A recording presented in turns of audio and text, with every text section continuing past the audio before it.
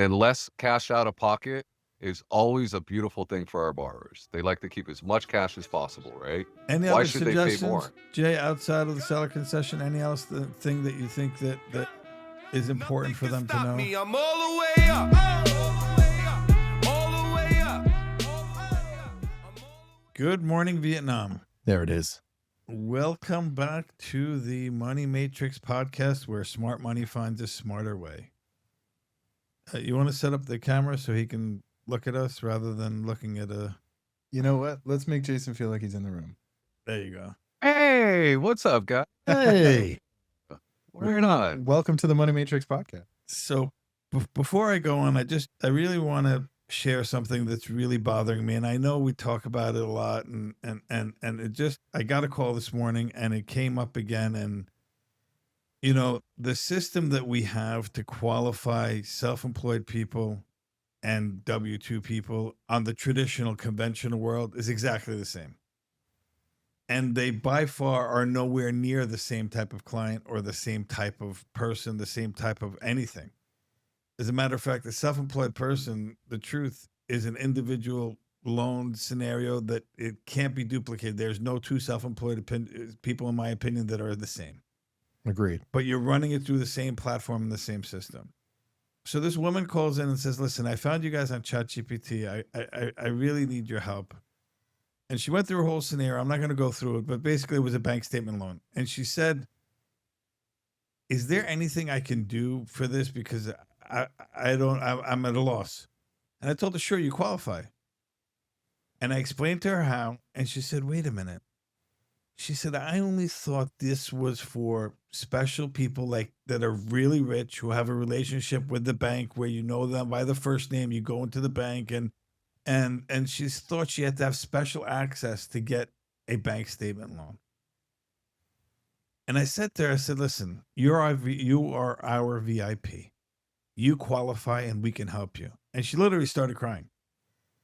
And it bothered me so much because either no one really knows about it, or they're in a camp that they think it's for the super rich, and if they're not that, they can't qualify. And there are a group that actually know about these programs, and because it's been out. But the majority is in the first two buckets. And it really bothered me. I mean, am I reading too much into it? Honest. I mean, just tell me, hey, Meyer, shut up. Or is this something that's... It's my day-to-day, Meyer. I'm calling and talking to these people, and a lot of people are really mind-blown by the fact that we can qualify the way we can, and they're just told no so many times. They're like a beat dog, you know? Terrible. I hate to laugh, but it's true. You're a cat person, so what do you care? You can't exactly. even It's a relate wet to cat. a dog. Yeah. Yeah, so that's an analogy I get. Thank you. A So- cat in a clear bag. There you go. So we have our couple of topics today, which are pretty interesting. We're going to dive deeper into the Fed chair, the handoff, what it looks like, what it feels like, what the different opinions are. We're going to talk about something that's interesting is the cost of the tariffs, the new tariffs, and what's it costing construction and what's going on with that, because the numbers are somewhat scary and you really don't know what to believe. And the last topic is the open window, I like to call it. The open window of opportunity. Right now, there are 634,000 sellers in the market throughout the United States. They're actively selling, looking to sell. And the buyers are nowhere near those numbers. So you have a very, very, very heavy buyer's market.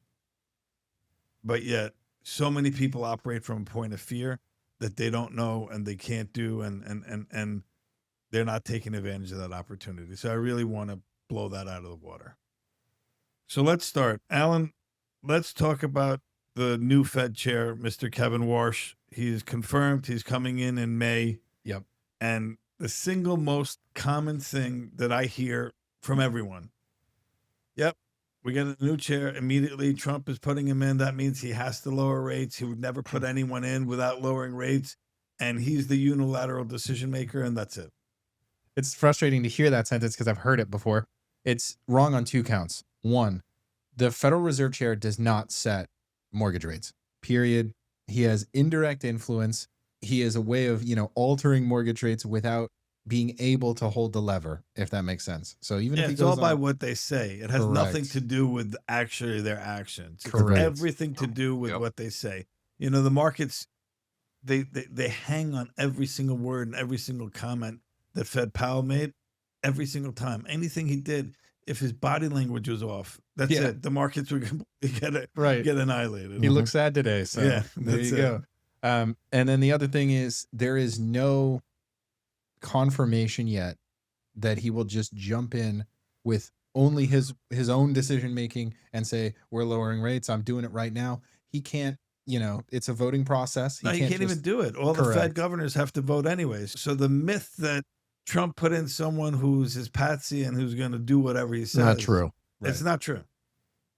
And so basically you're saying that there's no crystal ball, right? No, there There's no is crystal none. ball. And, Nobody and, knows. and the truth is, it's not a manipulation. Everyone, you have the contrarians. I mean, contrarians, the people that hate Trump. Oh, he did it on purpose. This is a ploy. He's stealing the government. Listen, he doesn't control it. He nominated someone who feels. By the way, Fed Powell was nominated by Trump, too. Yeah. So it's not like he didn't he thought he nominated the best person and then it became too slow Powell, but he couldn't change Too it. slow. He couldn't change it. Well, this is kind of an interesting topic too, because this is back to the first point where he doesn't control rates himself. What he says and what he does will cause the markets to react. Now, you have to preempt how the market is going to react to anything that he does. And a lot of people, for the same reason that you're saying, where, people who are anti-Trump or anti, whatever, if this guy comes in and says, I don't care about inflation, or I don't care about jobs numbers, or I don't care about this, I think we should do this, the market could theoretically react in the opposite way. 100%. This could have a polar opposite effect to what people think. He's just going to come in and lower rates.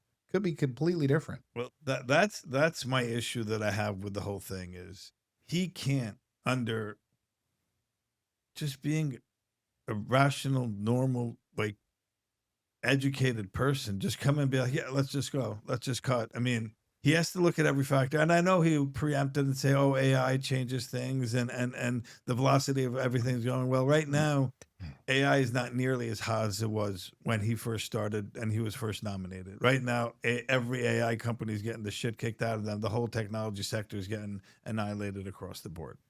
So that enamored vision of AI is not so enamoring right now. So you don't even really hear about the Mag 7 anymore and anything like that. So I just think that inflation is real and people still have to pay attention to that. I mean, people are feeling it every day, Everywhere. Yeah. everywhere.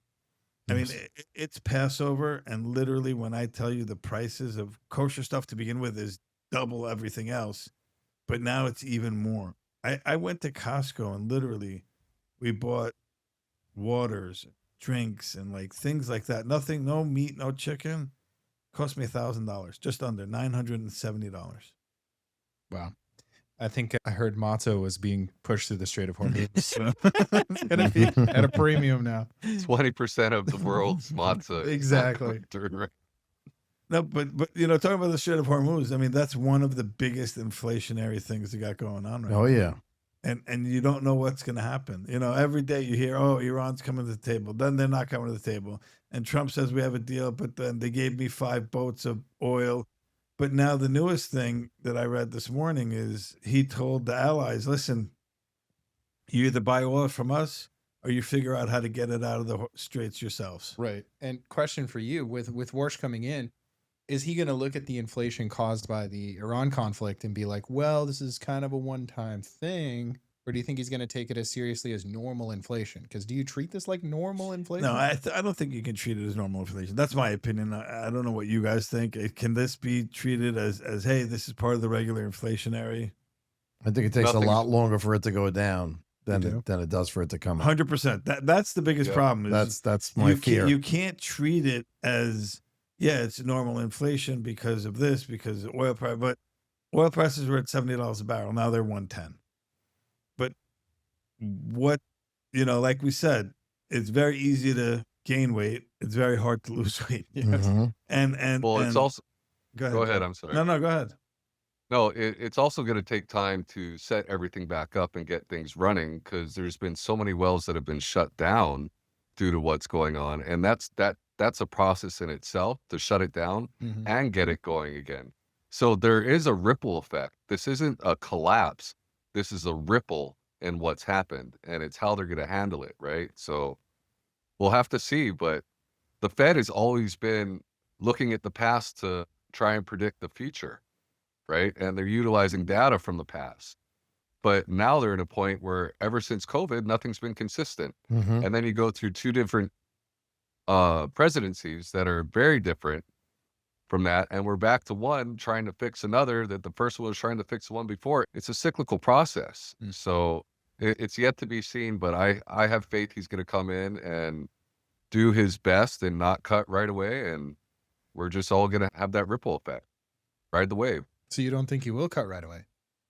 No, absolutely not. How can he? I don't think so either. I would be shocked. He's got to if he have does. data. Nice. But it's such an emotional decision, not a decision, but it's such an emotional effect on the markets anyways. Literally, we have no idea. Every day where I think I've been doing this for 30 plus years, I have an idea of what the market's going to do. I feel like I'm back in COVID. Honest to God. I feel like I'm back in the COVID days where we had no idea what we were waking up to, and then when the Ukraine war happened and when you have these major catastrophes, because there's no rhyme or reason to what's happening and what's not happening. And I don't even think, the ultimate bond buyers, the investors, and they don't know what's going on either. So they're trigger happy. They're worried about how they're going to get affected on the other side. And all of it comes down to one real big thing is, can the consumer ultimately get out of this unscathed? And if they're going to be damaged, what is the degree of the damage? Because it's a roll down effect, right? Your self-employed people, the people that are able to control their own destiny, have the best shot of coming out unscathed. But the rest of the economy and the population, what's the downfall? What's the ripple effect? How bad do you think it could be, really? And it comes down to the geopolitical atmosphere that's going on and the news cycles and what people are consuming. And that's where the fix needs to start. You need to fix at the top. You can't fix at the bottom and chip things away. You have to fix at the top. Congress, the Senate, everybody else needs to find solutions and stop just coming on this news cycle and going back and forth. It's not going to help anything. The market's affected highly by that. And that means you as the consumer is going to pay because no one else can get along to get these policies done, or they put the pain on you in order to make you pay to force a decision that's in their best interest. Remember that these elected officials are here for us. So I say both. News to me. Shouldn't be partying in Disney World, having a great time while the government shut down and people are not getting paychecks. So here's a question. All right. You have the challenges that the regular consumer is facing. And then you have the seller. You have 637,000 sellers that are looking to sell. Yep. Who's going to get hurt more? The Seller. seller, For now. the buyer, or the one that doesn't do anything? Oh, for sure the one who doesn't do anything right now. Why? I think that the opportunity that you're missing, it's kind of like measuring losses on potential gains. You know what I mean? It's one of those things where if you didn't act, it's only going to get worse, And so I think that either side that you're on, if you're buying, you got bad interest rates. If you're selling, you got a little loss on your house. If you didn't do anything, it's like you're magnifying that every day that goes by. You're both losing out on value in a house that could be appreciating, and you're losing out because rates are going up. So double loss. But in their eyes, rates are going to come back down at some point, Mhm. and house prices are going to come back down. That's the mass opinion is, oh, prices are too high. I know somebody literally does very well and has been saying for the last 7 years, home prices are coming down. I'm not buying now. It's such a fallacy. It's All right. annoying. You keep believing that. Yeah. And the house you're living in, you paid the guy's mortgage off practically, and that house is doubled, and you had a chance to buy it when he wanted to sell it to you. Do you see anything in construction like this? I mean, listen, in construction, you have a big problem with, listen, a good margin in construction, 6%, okay, as the builder. So when you start a job and it takes a year to get plans and permits and you've already signed the contract with the client, you have to have a stipulation in the contract that if material does increase over time while we were waiting to start the job, that it falls on the client. And the problem is that the client, they want to pay X amount of dollars, and this is what no matter what they sign, they don't care. And what happens is the building stops. So now those new houses aren't getting built.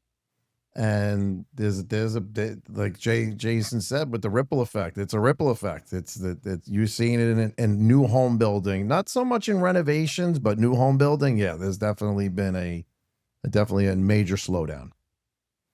So we're leading right into the next topic here. $17,500 bomb. That bomb is the cost that's being added because of the new tariffs. The Supreme Court said first set of tariffs are no good, so we implemented new set of tariffs. And it's a $27 billion cost across the current pace of new construction.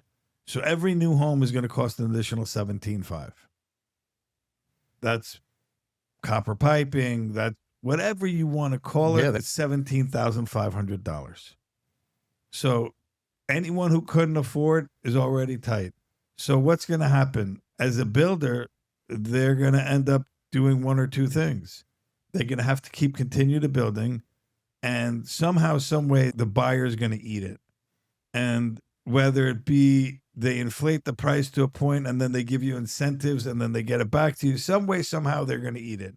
In all these builder specials they have, a lot of the builders are stuck in deals and programs right now, so they're just trying to bail out of the headaches that they were in from before. But moving forward, they're learning from their lessons. They're not going to be in the same position twice. They got killed. They didn't adjust for the cost of everything going up in mid-cycle construction, and you have signed contracts, so they couldn't go back to them. So now everything's going to be jacked up, and the first person who's bought their house more than likely is probably going to be the best in the new development. Mm-hmm. Because they have to set the comp and then everything else goes up from here. Right. So if you're in that first phase, you're good. But if you go beyond those and the market stays like this, you're crushed, in my opinion. Yeah, I watched a builder literally take 4 or 5 homes and change the names of the homes from, Saturnia to, Sunshine. And it's the same exact home with a little change here, a little change there. And raise the price $50,000-$60,000 on a home, same exact home. So they said that these set of homes are, we're not building those anymore. We're doing these now. Same home, higher price. That's crazy. And no real add-on. No real add-on at all. Same house. You get a new fence. Same house. Same So house. this is basically going to affect the builders that are on a larger scale, like Lennar and these different people, right? Yeah. That they do that. But if you're looking at like these costs are really going to hit like the independent contractors, like the clients that we help, right? Because they're not going to have a stockpile of all these different goods and copper pipe and things and warehouses where they can keep all those materials like these other companies do. They buy in bulk, they go and store, they have a future vision, a business plan and whatnot. So although our consumer, which would be the self-employed person, is going to be making more money, but the trickle down effect, again, the ripple I keep going back to, is going to affect the consumer. One, things are more expensive, and then 2, they're going to be paying more taxes. It's just, there's a ripple all the way down the track. So it's something to pay attention to. So as a buyer in general, what are your thoughts on new home builds and going into these types of scenarios versus established communities, established builds, and doing like a rehab? Jason, I mean, you can speak on this. You're looking at a home where you're going to have to do the rehab. It's going to cost you, a good amount of money, but you get exactly what you want, but you're not paying that premium of a brand new build. And yet, on the flip side, they don't want to be the GC on these type of deals and deal with that headache. I mean, what's your thought on that? I mean, you mean as far as somebody, whether they're going to actually do the job or not? No, Like, not do the job, but pay someone to do it. So look, me, I'm looking to buy a home, and I could look at a new build development or buy a home existing and just do a rehab. What's better? I mean, what advice would you give people? Because there are people that qualify. There are people that are still out there buying homes every single day. Is a new build where it's already done and everything is good?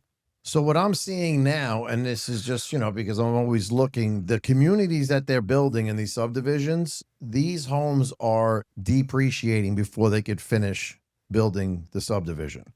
So there's homes that were built and sold for about $750,000 in the first phase 4 years ago. You can buy that same home right now for $600,000. They're still building in that community that same home for $820,000. So you're going to go in and you're going to buy that home for $820,000 just to say you have a brand new home, or you can buy one that's 4 years old that's for 600 and change. So the answer to your question, I would buy a home in a community that is established 15, 20, 25 years, because those comps are going to be real.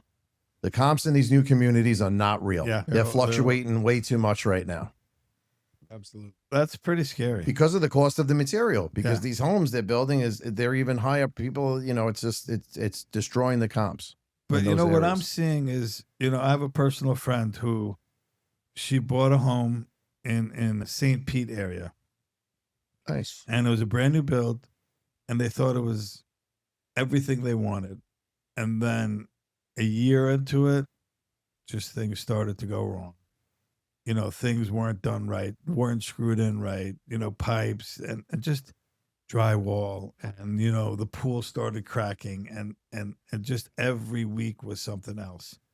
And that's another concern too, is who do you trust as your builder? I mean, that was a major builder that did. I'm not going to say the name, but that was a major builder. Like, Mhm.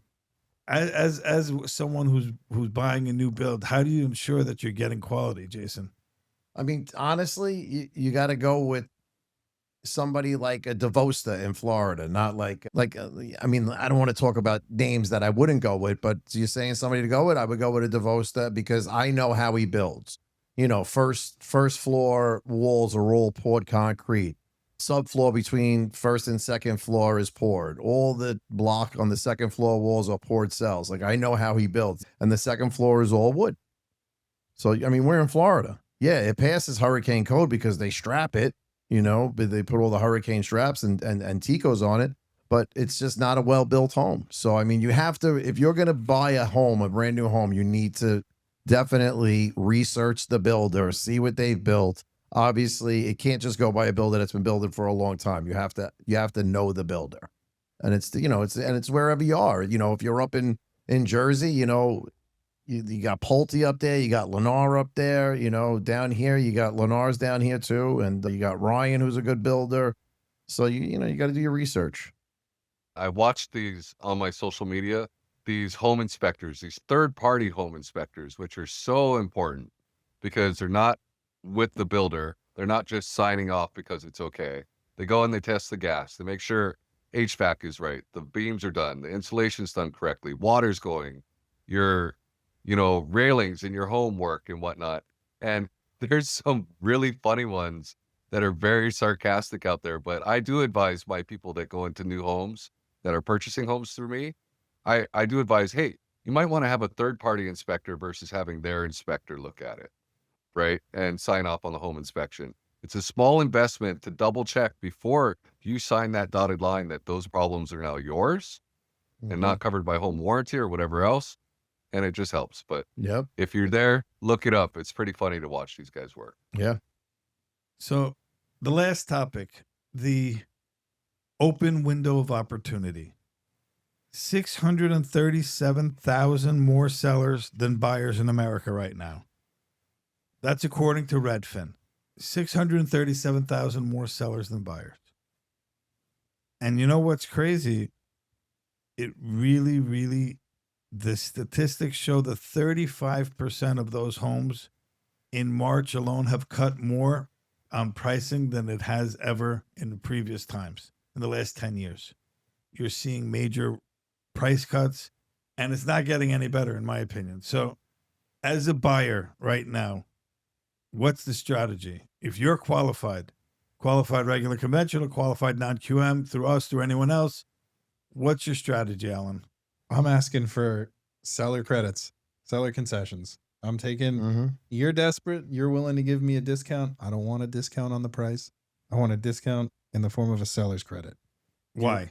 Explain that. Specifically because there are many advantages to having your purchase price remain the same and having credits applied to you at closing. Now you can do both, right? You can negotiate You could, both. but here's why. So that closing credit is applied to your cash out of pocket. Whereas if I apply a discount to the property, your cash out of pocket in the form of down payment may change, but your loan amount goes down.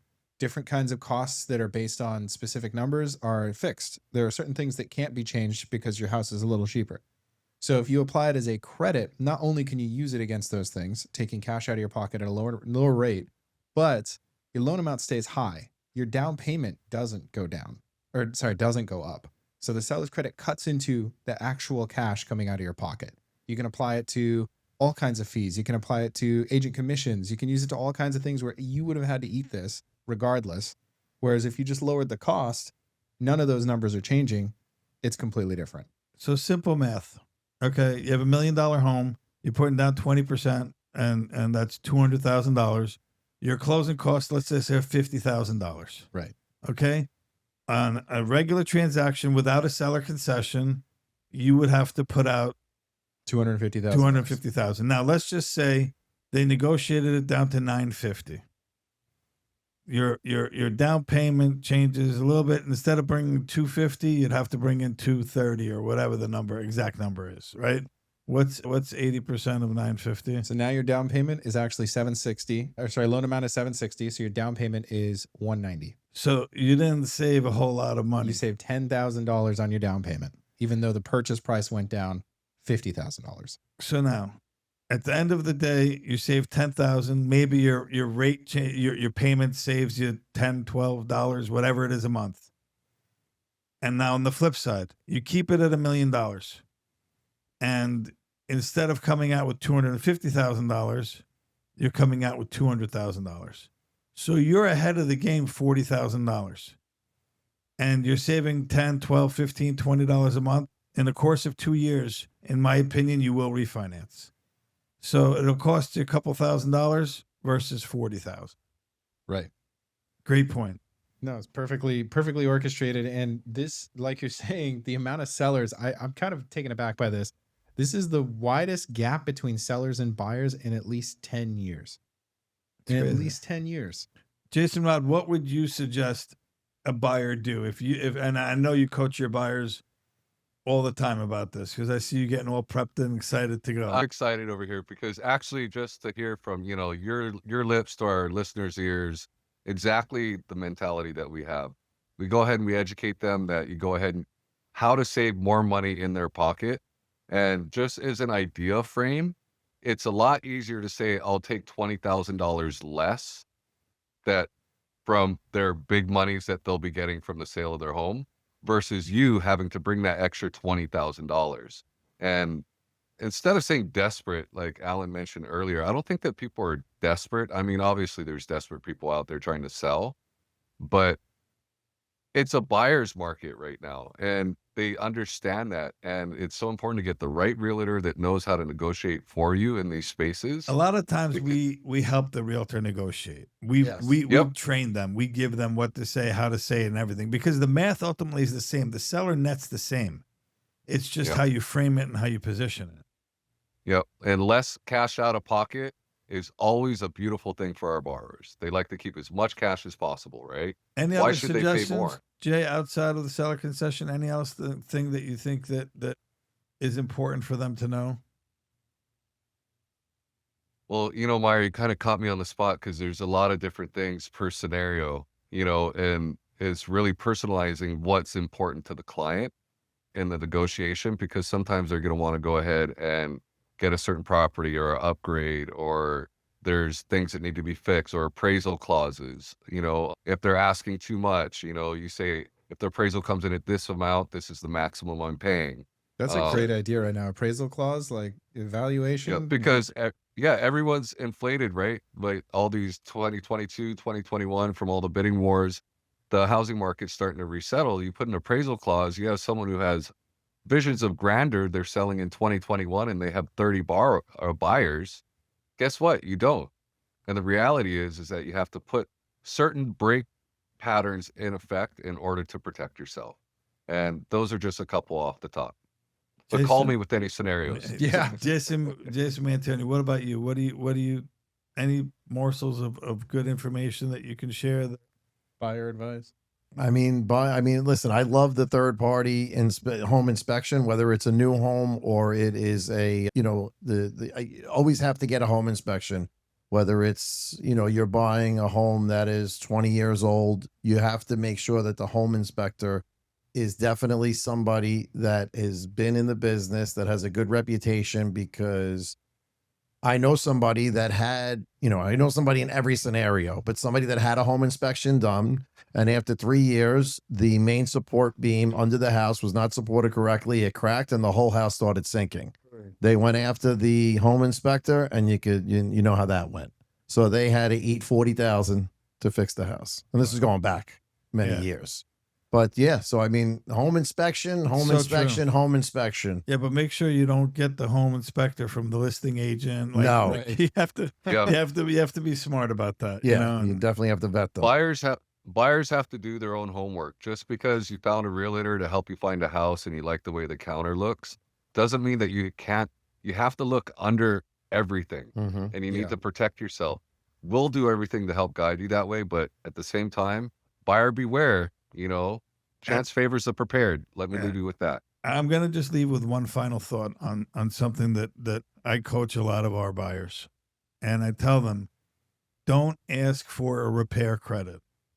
Right. A repair credit is a red flag for a bank, because then what are you saying? There's a problem with the house. So that means the appraiser goes out and does the inspection, and you have a repair credit on there. The appraiser is not going to call it out because they don't feel it's necessary to do a repair. It's your opinion. And then now an underwriter looks at it and says, well, there's a repair credit on here, and the appraiser didn't comment. Well, what's going on? I had this exact situation, and I told the guy, "You're getting a closing cost credit. That's it. That's all I need to hear." So if you want a repair credit, frame it as a closing cost credit.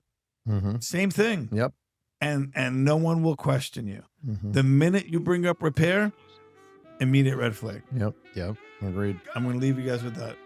God bless. Thank you all. Thank you. Nothing Thank you, can guys. stop me. I'm all the way up.